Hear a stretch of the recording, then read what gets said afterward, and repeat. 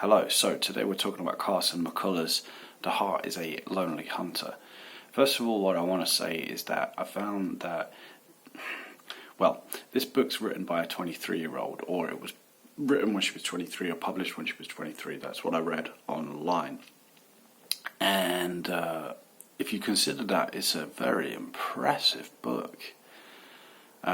It's well written, the sentences are nice and concise and choppy and clear and bam to the point, that there's not a lot of waffle, so it's readable. And maybe that's why I read it to the end. And I was going to say another thing, which was that I didn't really like the book because I didn't feel that there was anything that I could pull from there that was useful for me to reevaluate my own perspective on life. In other words, I didn't gain any new world views. I didn't alter my perception of life from reading that book.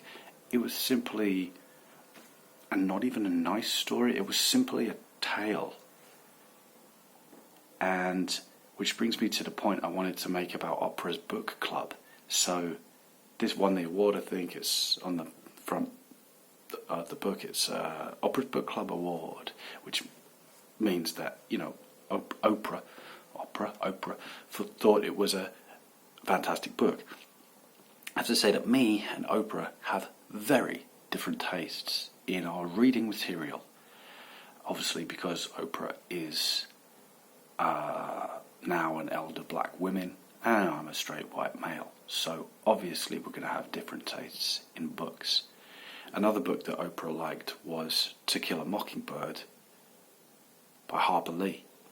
And again, when I was reading The Heart is a Lonely Hunter, I was reminded of To Kill a Mockingbird. Not because it's in a way they're similar stories, but I think that's not why I was reminded of To Kill a Mockingbird. I think I was reminded of it because there's feels like the same pacing, the same rhythm, the same type of events that happen in the story, and also because it's very based on life events rather than trying to discuss a psychological, philosophical idea. So it's very ground level. And I'm the type of person, my head is a lot in the clouds a lot, and I like to think about ideas, and I like to think about different ways of looking at things. And so with these books, we're very walking on the sidewalk, whereas something like Paulo Coelho, you get walking on the sidewalk, but you also get your head in the clouds, ideas, new perspectives, new thoughts and visions, and exactly a change in perception by reading something like Paulo Coelho, as well as that concrete story. And I feel like in a book like The Heart is a Lonely Hunter, and also in a book like To Kill a Mockingbird, getting a very kind of on the pavement, on the sidewalk kind of story. And then you've got to evaluate whether you like those sequences of events, whether that plot is interesting to you. And as for me, it wasn't. There's a lot, I think it was a lot about the dynamics and the battles between white and black people, the attitudes towards the blacks and the blacks' attitude towards the whites, and these conversations about racism. And I suppose that is very important to an American society because it was a big part of their culture. I suppose it's important to a British society too, but in general, as I'm living in the current state of affairs in 2020, I would much prefer to know what's going on now. Now, you could say I was naive. You could put any label on me that you wanted there, but I think simply I'm just not really too interested in things historically.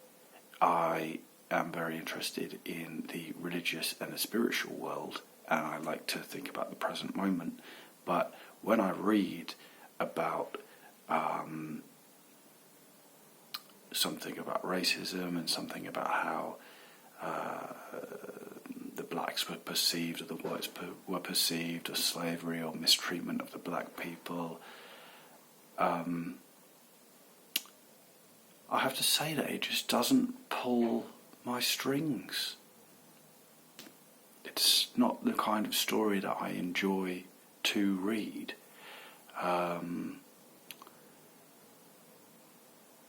Because it's a story, and I think if I really did want to find out about racism and attitudes towards the blacks in the South and in America and in historical times, I probably would go to a non-fiction book, and I probably would go to a documentary, and I would seek that stuff out and find true stories of what happened rather than reading a novel about it. I think the point of reading fiction is well, I don't know. I feel like because I want to have an enjoyable story while also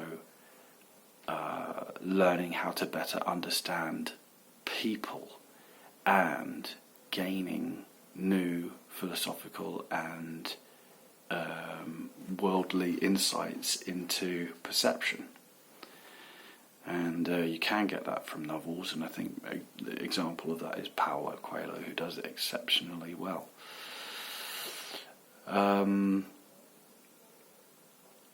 So there we just have different writers, and it's about your personal interest in what you like to read. So that moves us on to the plot, which I wanted to discuss about the sequence of events that unfolds within The Heart is a Lonely Hunter. There's deaths, there's torture, violence towards a collection of black characters, which was shocking, and that actually did hook me, and for that part of the book I read with intensity, forgetting everything that was happening around me. So that part did draw me in, but that was mainly because of the level of shock of that event. I'm not going to spoil it, but you'll find out if you do read it. And I almost feel like that's a cheap trick, actually, is to be so shocking that you're drawn in because you're shocked. Because the level of violence there was high, and the level of injustice was high, and so you're captivated it and you want to read on. I feel like that is a cheap trick, because I feel like there is nothing more to that story than just a high level of violence in that event. Which I'm saying, if there was some shift in perception that I would have because of that, it would be acceptable. But when I read The Heart is a Lonely Hunter, I had no shift in perception. So it's that puts it in a category of, and I did make another video before this which I accidentally deleted, but I made a comparison where I thought it was like a soap opera. So when I was younger, I used to watch, Neighbours, the Australian soap opera, EastEnders, Coronation Street. Well, it's drama, and there's characters, and it's gossip. There's something to watch, and it's captivating to understand the characters and watch them go through this series of events, and then it's something that you can talk about with other people, which it's gossip. But when you're watching those type of shows, I don't feel like you evolve as a person. There's no personal growth. There's no eureka moment where you go, wow, I never looked at life that way before. So I would liken something like To Kill a Mockingbird and The Heart is a Lonely Hunter to essentially a soap opera where you're just watching it purely for an entertainment value, adult entertainment value, because the events that unfold are on a level above what a kid would want to read about. It's certainly more mature because things like capitalism are touched upon, and themes obviously like racial injustice are touched upon, but essentially I did feel like it was just a tale for adults, and I didn't feel like I would have a perception shift. So then I wanted to talk about the title, because I was incredibly eager to read The Heart is a Lonely Hunter. Beautiful title. The Heart is a Lonely Hunter. And I feel like I'm being stupid and dumb here, because I'm sure that the story would relate to the title, but I can't see that link. There was a lot about love in the book, and the characters go through love and, you know, the loss of love. All of the characters do that, so there's this whole idea of loss is a big theme in the book, loss of loved ones, and the characters are obviously a microcosm of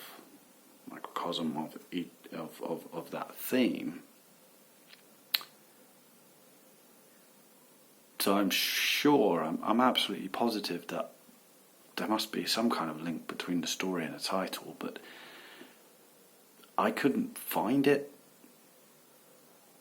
And so that's really why this book did not connect with me on a soul level.